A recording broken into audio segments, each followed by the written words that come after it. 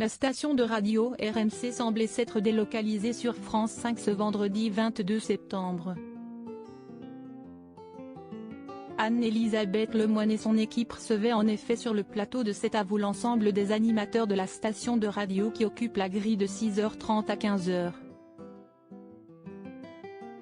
Était donc présent la journaliste Apolline de Malherbe, en charge de la matinale de 6h30 à 9h en semaine, suivie de ses collègues Olivier Truchot et Alain Marchal qui occupent, eux, la case de 9h à 12h avec leur émission Les Grandes Gueules, et enfin la journaliste et animatrice Estelle Denis, ex-compagne du sélectionneur de l'équipe de France Raymond Domenech et chargée de l'émission Estelle Midi tous les jours de 12h à 15h.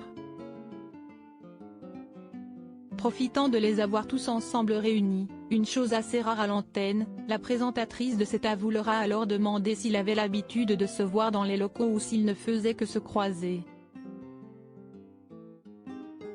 Si l'on confirmait que leurs interactions consistaient souvent à se passer le plateau de main en main, ils ont également confirmé travailler ensemble dans les bureaux de la rédaction. Si est-il pas une voisine facile a alors glissé Alain Marchal en parlant d'Estelle Denis, profitant de l'occasion et provoquant les rires de ses camarades. Qu'ouest ce qu'elle est bruyante. Elle espionne a-t-il alors ajouté en plaisantant, confirmé par son coprésentateur Olivier Truchot, elle nous pique nos sujets.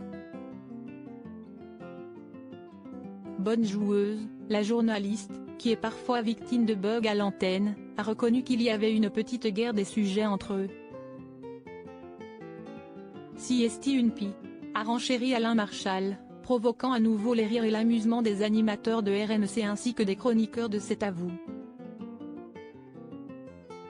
Olivier Truchot, cette surprise à Alain Marchal pour son anniversaire. Si les équipes de RMC semblent aimer se taquiner entre eux, une grande complicité est également partagée, notamment entre les deux coprésentateurs des Grandes Gueules. Il y a quelques semaines, alors qu'Alain Marchal fêtait ses 60 ans et que son compère Olivier Truchot était absent de l'antenne pour des vacances, ce dernier a tout de même voulu lui souhaiter un bon anniversaire en direct à la radio en se faisant passer pour un auditeur désireux d'intervenir dans l'émission. Un canular téléphonique qui a beaucoup amusé, mais aussi ému les membres de la rédaction présents ce jour-là. Crédit photo, capture écran France 5.